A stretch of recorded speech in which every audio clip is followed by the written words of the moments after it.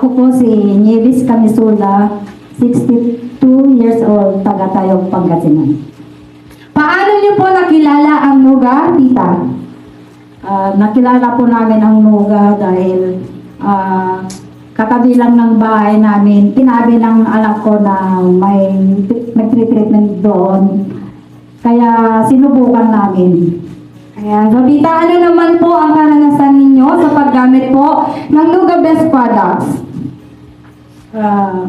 Ang karanasan po sa paggamit sa Nuga products ay dati kasi may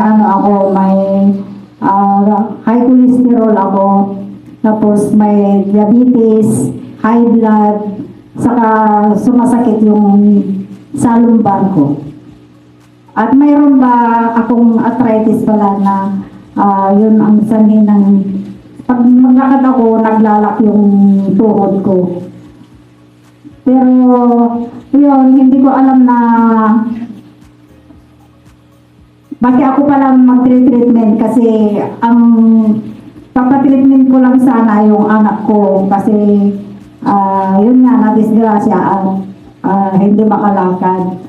Pero sa pagpilit nila sa akin, sinubukan ko din na mag-treatment. Kaya doon ko na ranasan yung kaginhawaan. After 1 month ata yun, nagpa-check up ako ulit.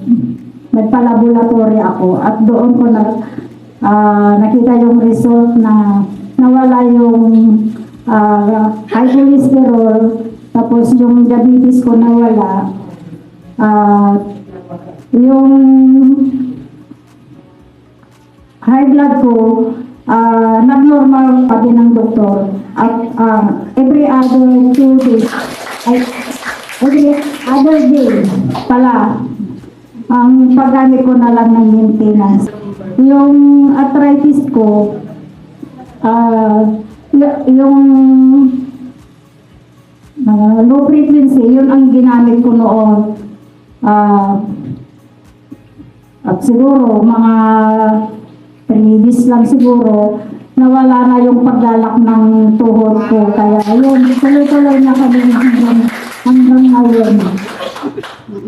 So, maraming salamat, tita, sa pagbabahagi niyo po ng magandang karanasan sa paggamit ng Nuga Best Products. So, ano na lang po ang mensahe niyo, tita, sa mga nanonood pong mga Nuganyan sa kanilang tahanan? Sa mga katulad ko na nag-treatment sa Nuga, huwag po tayong mag-a-absent.